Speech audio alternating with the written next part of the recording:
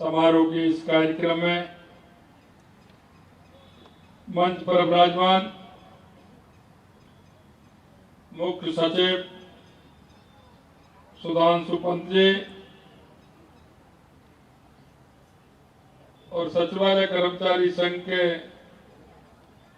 अध्यक्ष भाई बुद्धि प्रकाश शर्मा जी, कार्यक्रम में सभी उपस्थित अधिकारीगण, सभी कर्मचारीगण, मीडिया के सभी साथी बंधु और इस कार्यक्रम में आए सभी भाई और बहनों, सबसे पहले तो मैं आप सभी को 78वें स्वतंत्रता दिवस की बहुत बहुत शुभकामनाएं देना चाहता हूं।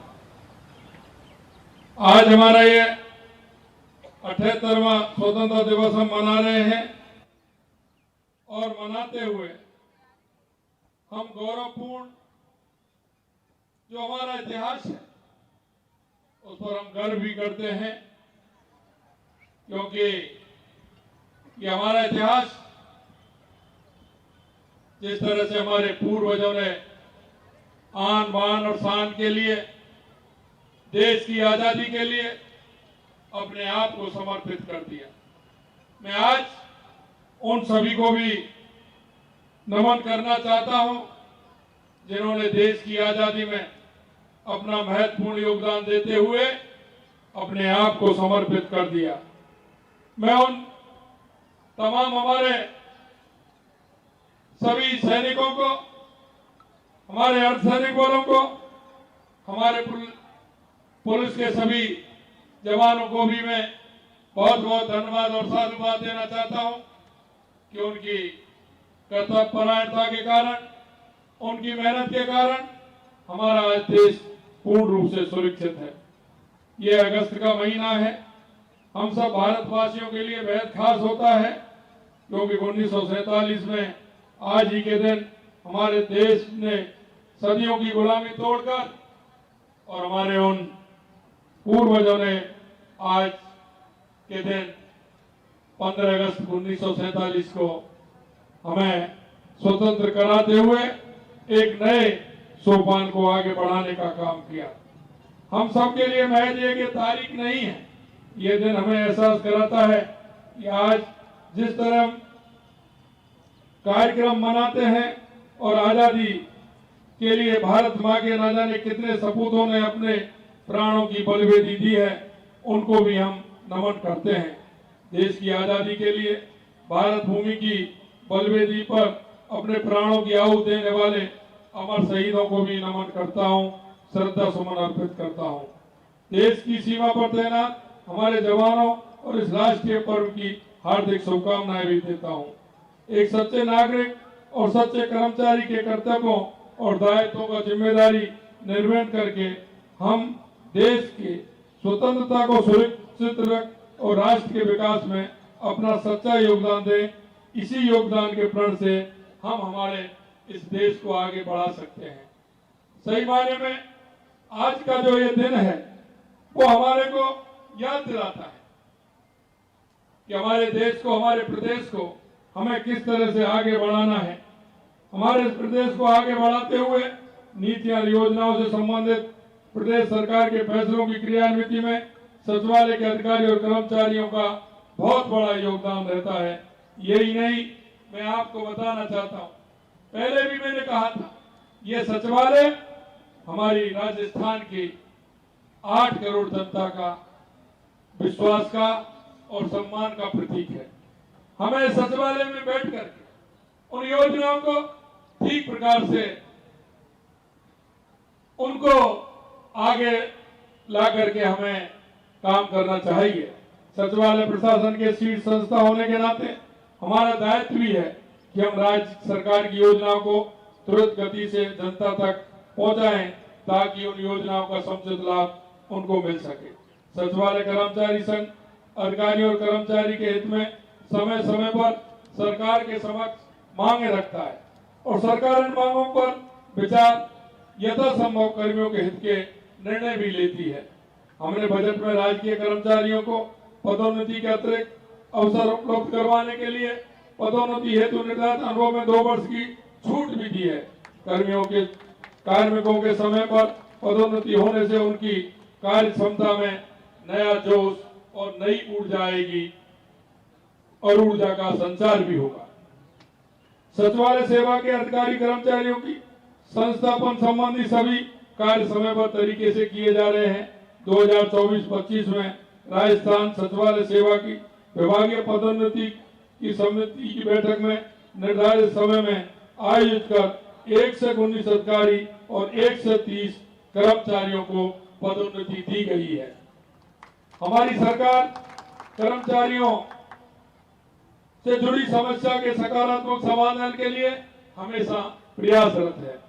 मैं कार्यस्थल पर कर्मचारियों के बैठने की समुचित व्यवस्था, उनकी कार्यदक्षता में बढ़ोतरी के लिए सचिवालय के आधुनिकीकरण उन्नयन हेतु 275 करोड़ रुपए की स्वीकृतियां जारी भी की गई हैं। शासन सचिवालय परिसर में फ्रंट पार्किंग की मरम्मत हेतु सार्वजनिक निर्माण विभाग से प्राप्त प्रस्ताव के अनुसार उसको भी वित्तीय स्वीकृति जारी की जा चुकी है। शासन सचिवालय में पदस्थापन अधिकारीगण कर्मचारीगण को भीषण गर्मी से राहत प्रदान के लिए भी हमने कूलर प्लांट स्थापित किए जाने की स्वीकृति प्रदान की है। सचिवालय प्रशासन की शीर्ष संस्था होने के नाते हमारा दायित्व बनता है कि हम राज्य सरकार की योजनाओं का तुरंत गति से जनता तक पहुंचाने का, योजनाओं को समुचित लाभ देने का काम करें। सचिवालय कर्मचारी संघ अधिकारियों कर्मचारी के हित में समय समय पर सरकार के समक्ष मांगे रखता है और सरकार इन मांगों को विचार करती है। हमने इस बजट में राज्य के कर्मचारियों को पदोन्नति के अतिरिक्त अवसर उपलब्ध कराने के लिए पदोन्नति में निर्धारित अनुभव और 2 वर्ष की छूट भी हमने, जैसा कि मैंने बताया, दी है। मैं अंत में आपसे इतना कहना चाहता हूँ, हमने हमारे राजस्थान के विकास के लिए, आपने देखा होगा जिस तरह से हमने बजट में, चाहे हमारे युवा हो, महिला हो, किसान हो, मजदूर हो, सभी के लिए हमने बजट में प्रावधान रखा है। मैं आपसे इतना ही कहना चाहता हूं कि हर व्यक्ति का इस राजस्थान के विकास में योगदान है। मैं आपके माध्यम से कहना चाहता हूं कि आप सब हम मिलकर के इस राजस्थान को विकसित राजस्थान बनाएं। इस राजस्थान को हम एक ऐसा राजस्थान बनाएं जिसमें युवाओं का, महिलाओं का योगदान हो और जिस युवा और महिलाओं को, गरीब को, किसान को जो हमारी सरकार से आशा है, उस आशा को हम पूरा करें। हमारे युवाओं को रोजगार देने का काम करें। आपने देखा हो, हमने 5 साल में 4 लाख नौकरियों, सरकारी नौकरियों के लिए कहा है और हमने कहा है कि इस वर्ष हम 1 लाख युवाओं को सरकारी नौकरी देने का काम करेंगे। मैं आपके माध्यम से कहना चाहता हूं, हमारी एक एक बात आप ध्यान रखें। निश्चित रूप से हमारी सरकार उन सारी बातों को अमल में लाएगी। और मैं इतना कहना चाहता हूं कि आपने देखा होगा, इतनी राजस्थान के लिए जो लंबित योजनाएं थी वो आप देख रहे हैं, उनको हम लाने की पूरी कोशिश कर रहे हैं। उस ओर हमारे कदम बढ़े हैं, चाहे वो ERCP की योजना हो, चाहे हमारी यमुना समझौते की योजना हो, चाहे हमारे बिजली ऊर्जा के क्षेत्र में हमारे किए हुए काम हो। आने वाले समय में राजस्थान भी होने वाला है 9, 10, 11 दिसंबर को। उसमें राजस्थान के लिए और हम अच्छे उद्योगों के क्षेत्र में, राजस्थान को विकसित बनाने के क्षेत्र में हमारी सरकार काम करेगी। हमारा राजस्थान पर्यटन के क्षेत्र में बहुत आवश्यकता है काम करने की, पर्यटन के क्षेत्र में बढ़ाने की। उस क्षेत्र में भी हमारी सरकार काम कर रही है। मैं आपसे इतना कहना चाहता हूं कि इस राजस्थान को विकसित राजस्थान बनाने में हम सभी का बहुत बड़ा योगदान है।